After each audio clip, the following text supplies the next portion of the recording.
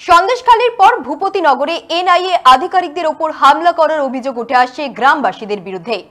তারপর আজ তৃণমূল মুখপাত্র কুণাল ঘোষ সাংবাদিক বৈঠক করে বিজেপির বিরুদ্ধে মুখ খোলেন। তিনি বলেন, এনআইএর সঙ্গে বিপুল অর্থের লেনদেন চলছে বিজেপির। গত 26শে মার্চ এনআইএর এসপি ধনরাম সিং এর বাড়িতে গিয়েছিলেন বিজেপি নেতা জিতেন্দ্র তিওয়ারি। নির্বাচন ঘোষণা হওয়ার পরে আদর্শ আচরণবিধি লাগু হওয়া সত্ত্বেও কেন্দ্রীয় সংস্থার আধিকারিকের সঙ্গে কিভাবে এই গোপন বৈঠক করছেন বিজেপি নেতা?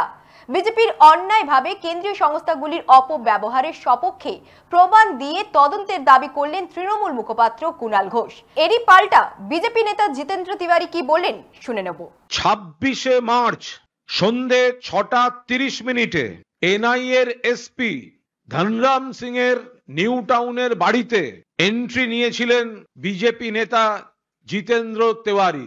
এটা এনআইএর এসপি ধনরাম সিং এর বাড়ির ভিজিটার্স বুক। সেখানে দেখা যাচ্ছে, আপনাদের কপি দিয়ে দেওয়া হয়েছে, জে কে তিওয়ারি।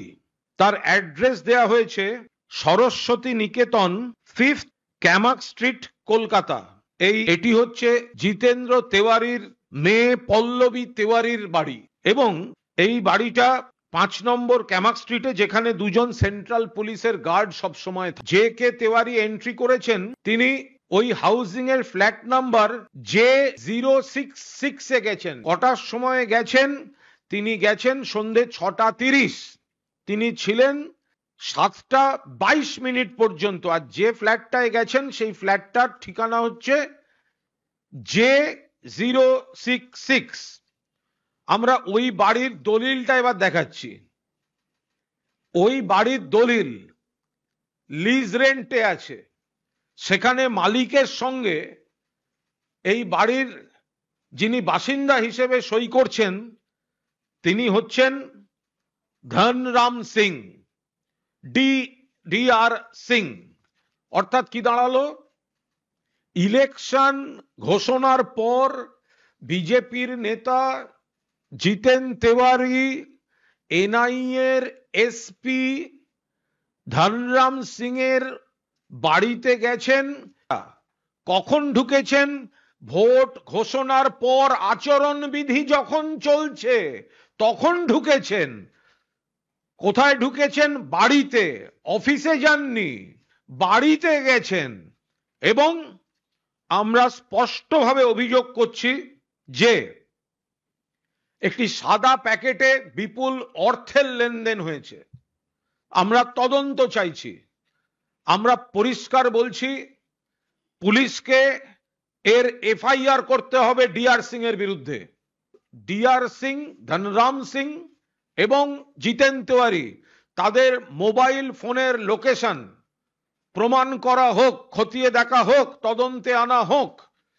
2, ওই সময়টায় যতক্ষণ উনি ছিলেন 6:30 থেকে 7:22 সন্ধ্যাবেলা, সেই সময় এই দুজনের ফোন থেকে কোথায় কোথায় ফোন গেছে তার হদিশ পুলিশকে বার করতে হবে। কাদের সঙ্গে কথা বলেছে এত বড় চক্রান্তটা? ভূপতিনগরে এনআইএ কি কাণ্ড কারখানা করছে সেটা আপনারা দেখতে পেয়েছেন।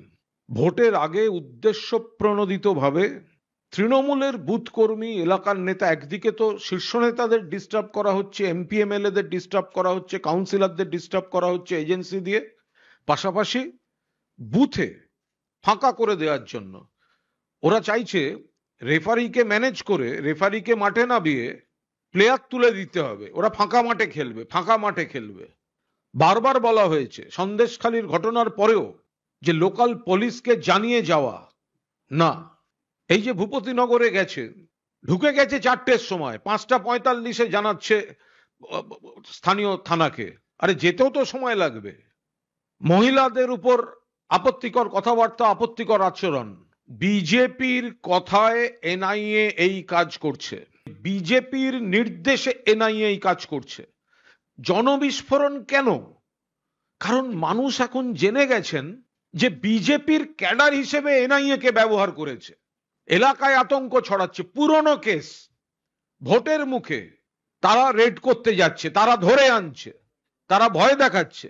না, আমি বলছি যে এর আগেও তো অনেক এলিগেশন ওনারা এনেছেন। আর যারা এলিগেশন আনে, আমাদের যা সিস্টেম, আইনের যা সিস্টেম, যারা এলিগেশন আনে এলিগেশন প্রমাণ করা দায়িত্ব তাদের উপর থাকে।